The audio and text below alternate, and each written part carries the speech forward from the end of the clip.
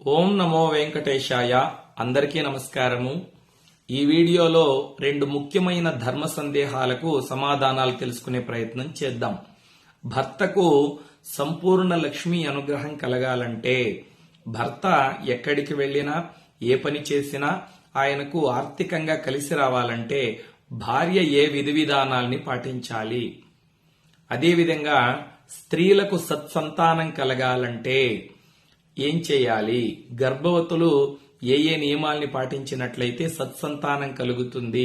మంచి జ్ఞానవంతులు బుద్ధివంతులు అయిన బిడ్డలు పుట్టాలంటే గర్భవతులు ఏ పనులను చేయాలి, ఏ పనులను చేయకూడదు అనేటువంటి విషయాలను ఈ వీడియోలో తెలుసుకుందాం.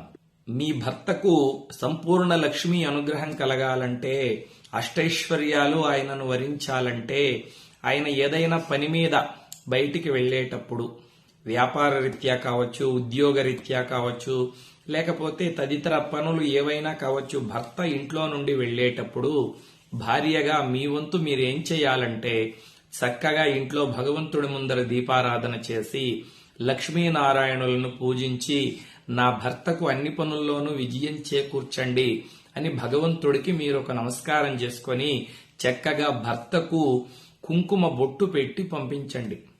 మగవాళ్లు భగవంతుడికి నమస్కారం చేసుకుని తమంతట తాము బొట్టు పెట్టుకోవడం కంటే కూడా భార్య చక్కగా భగవంతుడికి నమస్కారం చేసి మా భర్తకు అన్ని పనుల్లోనూ విజయం కలగాలి, లక్ష్మీ అనుగ్రహం కలగాలి అని నమస్కారం చేసుకుని భార్య భర్తకు బొట్టు పెట్టినట్లయితే తప్పకుండా లక్ష్మీ అనుగ్రహం కలుగుతుంది. ఇంకా వివరంగా చెప్పాలంటే పచ్చకర్పూరం పూజా స్టోర్స్ లో దొరుకుతుంది కదా.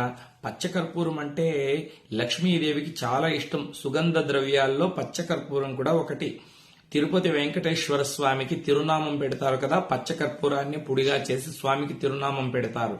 అదేవిధంగా శ్రీవారి గడ్డానికి కూడా పచ్చకర్పూరాన్ని అద్దుతారన్నమాట. పచ్చకర్పూరం అంటే లక్ష్మీదేవికి చాలా ఇష్టం. పచ్చకర్పూరము సుగంధ ద్రవ్యాల్లో చాలా గొప్పది.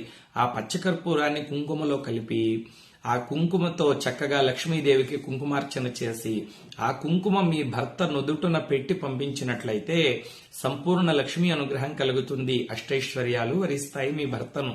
అదేవిధంగా భర్త ఎక్కడికైనా వెళ్లేటప్పుడు చిరునవ్వుతో మీరు ఎదురొచ్చి ఒక ఇత్తడి చెంబులో కావచ్చు, రాగి చెంబులో కావచ్చు కొన్ని నీళ్లు ఇవ్వండి.